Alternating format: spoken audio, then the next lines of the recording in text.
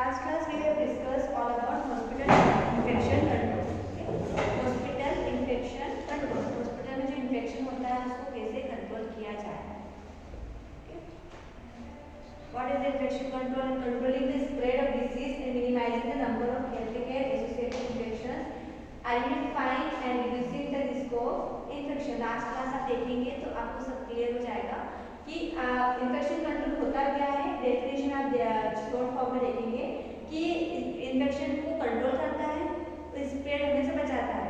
ठीक है, अगर इन्फेक्शन को कंट्रोल नहीं करेंगे तो वो बहुत जगह स्प्रेड हो सकता है, और स्प्रेड होगा तो क्या होगा, एक पेशेंट से दूसरे पेशेंट भी क्या होंगे, इन्फेक्टेड हो सकते हैं. ओके, तो आपको कंट्रोल करना जरूरी होता है. Health care associated infection. Health care associated infection means hospital से इन्फेक्शन मिलना. हॉस्पिटल से इन्फेक्शन मिल सकता है पेशेंट को. ठीक है, तो जो हॉस्पिटल से की वजह से इन्फेक्शन हो रहा है तो हॉस्पिटल को क्या करना, हॉस्पिटल में जो इन्फेक्शन है उसको कंट्रोल करना जरूरी होता है. विच गाइडलाइंस, कौन सी गाइडलाइन फॉलो करते हैं बताओ, कौन सी गाइडलाइन होती है जो आपको फॉलो करना होता है हॉस्पिटल में. सीडीसी गाइडलाइंस, ठीक है, centre for disease control and prevention. ठीक है, डिसीज को कंट्रोल करना और प्रिवेंट करना. प्रिवेंशन मतलब कम. क्वालिटी इंडिकेटर्स इन्फेक्शन कंट्रोल हमने डिस्कस किया था वन बाय वन. फर्स्ट क्या था, वेंटिलेटर एसोसिएटेड निमोनिया. ओके, जिसमें हमने देखा था कि वेंटिलेटर एसोसिएटेड निमोनिया में मोर देन 2 कैलेंडर डेज. अगर पेशेंट आपके पास एडमिट हुआ है और आपने क्या किया, पेशेंट को इंट्यूबेट किया है, ट्यूब इंसर्ट किया है, और पेशेंट वेंटिलेटर पे है और उसको 2 कैलेंडर डेज हो चुके हैं, कितने 48 घंटे हो चुके हैं. उसके बाद में आपने सैंपल भेजा पेशेंट का और सैंपल में पॉजिटिव आया, तो दैट मीन्स हॉस्पिटल की वजह से इन्फेक्शन हुआ है. हॉस्पिटल ने पेशेंट को इन्फेक्शन दे दिया. तो कहाँ पे इन्फेक्शन हुआ, कल्चर टेस्ट करते हैं, कल्चर लेते हैं, छोटा सा कल्चर लेके ट्यूब डालते हैं मुंह में, उसको कल्चर लेके सैंपल भेजा जाता है जिसके अंदर पॉजिटिव आता है बैक्टीरिया. ओके, क्यों होता है सर, अरे स्टाफ ने यूज नहीं किया, ग्लविंग नहीं किया, किस टाइम पे, जब ट्यूब इंसर्ट किया था तब. ट्यूब इंट्यूबेट, पेशेंट को इंट्यूबेट किया, ट्यूब डाला, उससे पहले ना हैंड वॉशिंग किया ना ग्लविंग किया. ठीक है, डायरेक्टली क्या किया, विदाउट ग्लव्स के ट्यूब इंसर्ट कर दिया. ओके, पेशेंट को वेंटिलेटर पे रखा, जो ट्यूब में क्या किया, बैक्टीरिया लग गई हैंड्स के, और पेशेंट के अंदर क्या चला गया, बैक्टीरिया चला गया, तो पेशेंट पॉजिटिव हो गया. ठीक है, तो बैक्टीरिया ग्रोथ करा तो पेशेंट कैसे पता चलेगा, फीवर. पेशेंट को फीवर आता है, क्योंकि हाई ग्रेड फीवर, जब भी इन्फेक्शन पेशेंट की बॉडी में इन्फेक्शन जाता है तो पेशेंट को हाई ग्रेड फीवर आता है. ओके, तो ट्यूब भी कहने के क्या हो सकता है, ट्यूब के अंदर पस फॉर्मेशन हो सकता है, इन्फेक्टेड हो सकती है. क्लियर, तो ये अपने हॉस्पिटल में हुआ है. ठीक है, हॉस्पिटल की वजह से इन्फेक्शन हुआ है.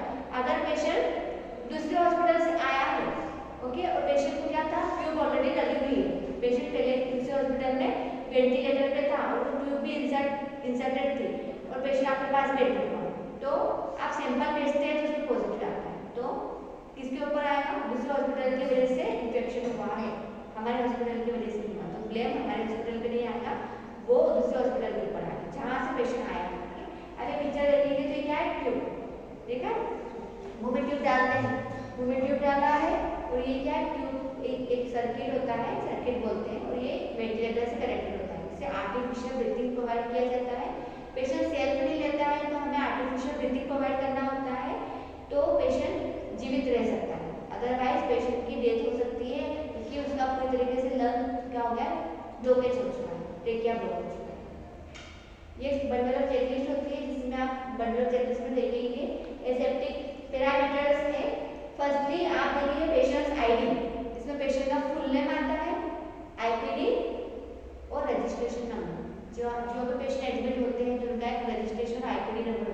आप जब हॉस्पिटल में जाते हैं, आपके पास एक फाइल देते हैं, आपको फाइल देते हैं कि नहीं देते हैं ना, उसमें क्या लिखा रहता है, आईपीडी नंबर. वो आईपीडी नंबर से ही आपकी पहचान होती है. Okay, patient in patient department means patient admit है, OPD out patient department means patient से तो दिखाने के लिए आया है हॉस्पिटल, एडमिट नहीं हुआ है. एक पेशेंट मतलब एडमिट हुआ है, उसका फाइल बनता है, उसका फाइल बनता है, और उस फाइल को क्या करना है, फाइल में रजिस्ट्रेशन नंबर चेंज होगा, आईपीडी नंबर चेंज होगा, आईपीडी नंबर चेंज होगा. हाँ, रजिस्ट्रेशन नंबर कभी चेंज नहीं होता है. आईपीडी नंबर जितनी बार दिखाओगे जितनी बार एडमिट होंगे उतनी बार क्या होगा, आईपीडी नंबर चेंज होगा, या फिर ओपीडी पेशेंट है ओपीडी नंबर चेंज होगा। ओके, ये वहाँ पे आपने लिख दिया। डायग्नोसिस, पेशेंट का डायग्नोसिस क्या है, पेशेंट को क्या बीमारी है, एक्चुअल डायग्नोसिस लिखते हैं। इंट्यूबेशन ऑन, कब इंट्यूबेट किया था पेशेंट को, कब ट्यूब इंसर्ट की थी, वो डेट तक मेंशन करते हैं। एक्सट्यूबेट किया है तो एक्सट्यूबेट ट्यूब निकाल दिया तो वो भी आपको मेंशन करना होता है। पैरामीटर से फर्स्ट देखना है aseptic technique used by intubation. जब भी पेशेंट को इंट्यूबेट करते हैं तो आपको क्या करना है, एसेप्टिक टेक्निक यूज करना है। सेप्टिक मींस इन्फेक्शन, एसेप्टिक मतलब इन्फेक्शन नहीं। तो जब आप पेशेंट का इंट्यूबेशन करते हो उससे पहले हैंड वॉशिंग करना है, ग्लव्स पहनना है, ठीक है, ये आपका जरूरी होता है। Hand rub with chlorhexidine gluconate plus alcohol. Alcohol sanitizer से क्या करते हैं, हैंड रब करते हैं तो आपको हैंड वॉशिंग के बाद में क्या करना है, ड्राई तो कर लिया हैंड्स ड्राई कर लिया, आपको क्या पता कि पानी के अंदर बैक्टीरिया बहुत कर रहे हैं, ठीक है, आपने हैंड वॉश कर लिया। हैंड वॉश के बाद में आपको क्या करना है, सैनिटाइजर से क्लोरोक्सिडिक ग्लूकोनेट उससे क्या करना है, हैंड रब करना है, ठीक है, इसको सैनिटाइजर बोलते हैं। Head in elevated 30 to 45 degree. जब भी पेशेंट इंट्यूबेटेड रहता है तो उसका हेड 30 से 45 डिग्री एलिवेट होना चाहिए, हेड एंड साइड सुपाइन होना चाहिए। सुपाइन है तो जितना भी खाया पिया है वो एस्पिरेट कर लेगा, सिक्रीशंस भी एस्पिरेट करके लंग में जा सकते हैं। पेशेंट को निमोनिया होने के चांसेस ज़्यादा होते हैं, इसलिए आपको क्या करना है, इंट्यूबेशन के बाद में 30 से 45 डिग्री एलिवेट करना होता है हेड एंड साइड से, पेशेंट के हेड एंड साइड से। समझ में आ रहा है? And oral care with chlorhexidine gluconate, क्योंकि ट्यूब आपने माउथ में डाला है, ठीक है, तो आपको क्लोरोक्सिडिक ग्लूकोनेट में भी क्लीन करना होता है, ठीक है। फिर बिफोर पहले ट्यूब डालने से पहले भी क्लीन करना है, जब ट्यूब डली हुई है तब भी आपको क्लीन करना होता है, ट्यूब के बाद में भी आपको ओरल केयर देना जरूरी होता है। ओरल केयर पता है आपको, okay. And suctioning with sterile single tube, patient खुद स्पिट नहीं कर सकता, थूक नहीं सकता है, ठीक है, तो आपको जो भी सिक्रीशन से माउथ में उसको सक्शन करना पड़ेगा। सक्शन मशीन होती है नीचे आइस बनता है, तो ट्यूब होती है जिसको आप क्या करते हैं, मशीन को ऑन करते हैं और वो प्रेशर के साथ में खींच लेता है, ठीक है, बाहर नहीं प्रेशर आएगा, अंदर खींच लेगा, जितना भी सिक्रीशन है वो माउथ में उसको खींच लेगा। वो एक क्या होता है, एक बैग होता है या फिर बॉटल होती है, उसके अंदर जाता है, सक्शन बॉटल बोलते हैं, ये सक्शन अपैरेटस बोलते हैं, ठीक है, इतना बड़ा होता है, तो ट्यूब से खींचता है, वो बार बार भरेगा तो उसको खाली करना होता है, ठीक है, तो सक्शन करना जरूरी होता है, नहीं तो पेशेंट एस्पिरेट कर लेगा, एस्पिरेट के समय निमोनिया हो सकता है। डीबीटी prophylaxis is required, drugs pump stockings, मैंने आपको स्टोकिंग्स पढ़ाया है, ठीक है। डीबीटी डिफरेंस थ्रोम्बोसिस, डीबीटी मशीन होती है जिससे क्या करते हैं, कफ लगाते हैं और 30-40 क्या करते हैं, इन्फ्लेट करते हैं दोनों में, इन्फ्लेशन, ठीक है। And daily awakening of sedation, sedation patient को सिडेट दिया है, ठीक है, उस सिडेशन मतलब होता है नींद की गोलियां, ठीक है, बेहोश करने वाली मेडिसिन, ठीक है। अभी कुछ अब पैरासिटामोल भी लेते हैं तो आपको नींद आती है ना, 2-4 ले लोगे तो ज़्यादा नींद आएगी। लिवोसिट्राजिन सर्दी हो जाती है तो वो टेबलेट लेते हैं लिवोसिट्राजिन, उसके अंदर सिडेट होता है।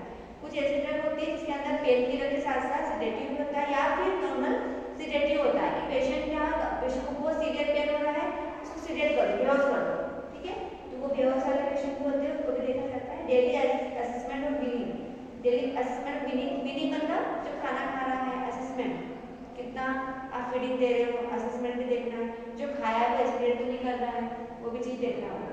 एंड फीवर, पेशेंट को फीवर तो नहीं, बुखार है तो आप जब पेशेंट का ब्लड टेस्ट करते हैं तो उसमें पता चल जाएगा कि कहीं ना कहीं WBC काउंट बढ़े हुए हैं। WBC क्या होता है, व्हाइट ब्लड सेल्स होते हैं।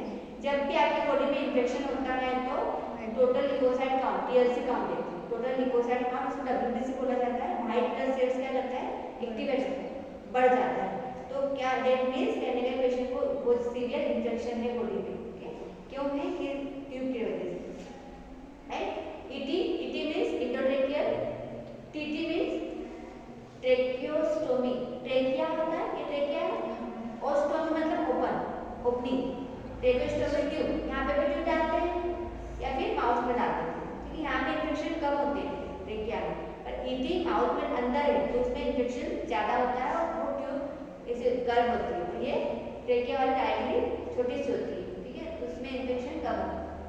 क्लियर हुआ ये चार्ट क्लियर हो? फिर देन लास्ट में आपको नर्सेस साइन करना है, डॉक्टर साइन एंड इंचार्ज, सब जितने भी चेकलिस्ट होती है उसमें इंचार्ज के साइन होते हैं, से चेक नहीं करवाया तो वो आगे फॉरवर्ड नहीं होगा चेकलिस्ट। ओके, इंचार्ज को दिखाना होता है। तो वो यहाँ पे शॉर्ट फॉर्म में लिखे नीचे CHG क्लोरोक्सिल ग्लूकोनेट। ओके, सैनिटाइजर होता है उसके अंदर होता है EMEM मॉर्निंग इवनिंग नाइट तीनों सिस्टम में चेक करना होता है। देखो आप EMEN लिखा है मॉर्निंग इवनिंग नाइट। मॉर्निंग में मॉर्निंग के स्टाफ आएंगे तो मॉर्निंग का स्टाफ देखेगा, फिर इवनिंग का स्टाफ, नाइट का स्टाफ। लिमिटेड डीप थ्रोम्बोसिस, इसको डीप थ्रोम्बोसिस की प्रॉब्लम होती है, हमने स्टॉकिंग उसका बताया था आपको। ठीक है, ब्लड जम जाता है पेड़ों में। And ventilator associated pneumonia, web checklist होती है, इसको फॉलो करना जरूरी होता है। Based on CDC guideline, CDC centre for disease control and prevention guideline होती है, इसको फॉलो करना जरूरी होता है। CDC मतलब centre for disease control and prevention. Okay, तो आप इसके लिए क्या कर रहे हैं, चेकलिस्ट फॉलो कर रहे हैं। क्यों कर रहे हैं? क्योंकि इन्फेक्शन ना हो पेशेंट। क्लियर?